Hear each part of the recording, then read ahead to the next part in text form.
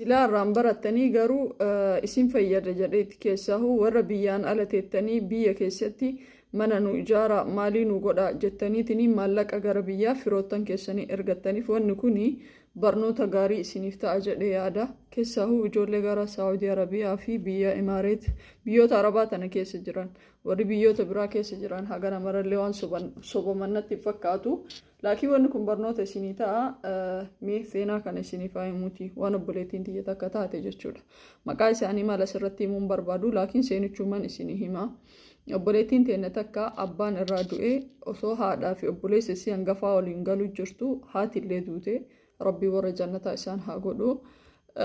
Eegana obboleessi isii hangafaa kana mana baadiyaa galanii citaa keessa galanii jireenya kiyyaa fi keellee nin jijjiiraa biyya biraa deemee akkana dalageetiniini gartee jireenya bareedaa haala mijeeffannee gara magaalaatti gallaa ati maallaqa wayitaansitti ergu hojiirra oolchii jetteeni walii galanii isiilleen obboleessa isii amantee gara Saawudii Arabiyaa imaltee Saawudii Arabiyaa wayitateettu kana maadaamii gaarii isii qunname soo maallaqa isii ji'a irraa waan argattu gara biyyaa ergatti parsantii meeqa argatti parsantii 90 yeroo tokko yeroon isin parsantii 100 obboleessatti ergitu ni jira jechuudha. Walumaa galatti ji'atti atleast yoo xiqqaate aga qarshii 40,000 fi 35,000 akkuma 40 jidduu ergiti sharafa ammaatiin duraan akkuma itti sharafni jirutti jechuudha.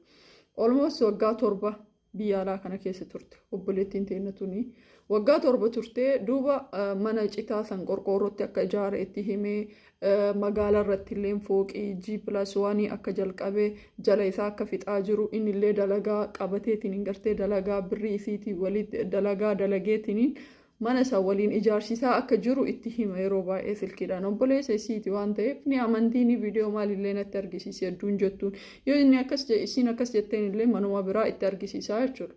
Eegas obboleettiin teenya tun sarpiraayiz obboleessa kiyya kana godha jettee gara biyyaa ofirraa galte wanni xalabaa isii fixattee guyyaa isii fixattee jechuudha waggaa 7 booda. Yogguu qe'ee maatii isiitti galtu qe'ee maatiin isii manni citaan sunuu daaqee jira inkaan ijaaramuu miti jechuudha.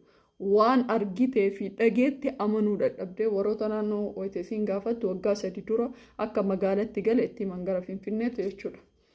Waan qabattuuf waan gadhiistu wallaaltee intalli akka malee taatee hedduu gadda cimaa keessa turte akkasumatti gara Finfinnee deemtee obboleessi isii kana gaafachiistee gurra geettu obboleessi isii mana kondominiyeemii kilaasii 2 qabatee wanni takka makiinaa tokko bitatee jaartii fuudhee ilmaan qabaa ofirraa jireenya leegzarii ta'e wahii jiraachaa jira. Hedduu rifattee ka argite amanuu dadhabdee.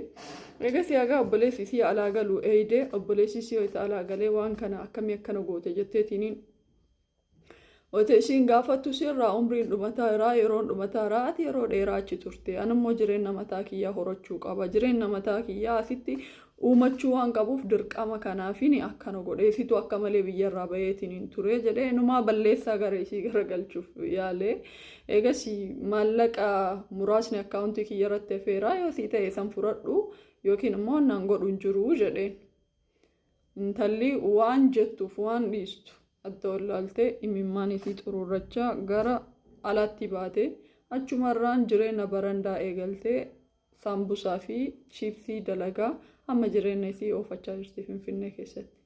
Seenaan kun seenama ammuma baranuma ta'edha. Hedduu garaa nama nyaatonni akkana irra deddeebiidhaan ijoollee teenya irratti ni uumama. Isinillee irraan baratanii yeroo ammaa maallaqni waan maraa jijjiireera haadha abbaa fira obboleeyyan ni jedhamu suni hiika dhabaa gara deemuutti jira. Maallaqni kun lubbuu namaallee kabaasu isaa akka jiraachisulleen isuma rabbii gaditti. Soo kanaaf ijoolleen teenya warri biyyarraa baatan maallaqa keessan nama irratti ergattan laalladhaa inumaa nama irratti ergachuun hin barbaachisu maallaqa yeroo ammaa. Liyaannahu akkaawuntiin banachuu ni dandeetta waan ta'eef akkaawuntii keessan banadhaatii maallaqa keessan akkaawuntii keessan irra kaa'adha. Waan hedduu gaafii natti ta'u takka viidiyoo biraatiin irra dalagaa warroonni sadaqaa miidiyaa kanarraa guurtan masgiidaaf haa ta'u wantoota biraatiif ani gaafiin isinirraa qabu ulamaa haa ta'u abbaa fedhe namni fedheyyuu gaafii kana naa deebisa. Ijoollee maadam qamamochi kana wayita maallaqa irraa isaan niyyatan mindaa kiyya ka ji'a dhufuu irratti niyyadhee parsantii hagana kennaa jiran wanni kun akka shari'aatti akkamiin ilaallama liqaa fuudhanii sadaqaa kennachuun hoo akkamiin ilaalama? Namni tokko liqaa sadaqaan sunnaadha malee waajibaa miti. Liqaan garuu waajiba. Yoo intalti tuni osoo ji'a san eeydeetiin hin gartee dalagaa san hin dalagin duute hoo deeyniin ishii tun eenyurra laallamti. Dirqamummaan immoo ijoollee tana akkas goosisu kuni hoo warri maallaqa guurtan kun hoo waan kana maaliif ilaalle? Akkasii miti hoo harkaa qabdan kennadhaa jechuun tun hoo maaliif dhabamte nu bira? Isiin mindaa kee ji'a dhufuurraa 10,000 kennaa yoo ta'e Allahu akbar du'aayii godhaa fi wanni tun akkamiin ilaalamte akka shari'aatti? Akkamiin ilaalamti? Yoo galchuu dadhabde hoo?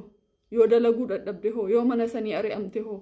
Maaliif gaafii akkana keessaan na dhufa waan ta'eef? Assalaamu alaikum warahmatullahi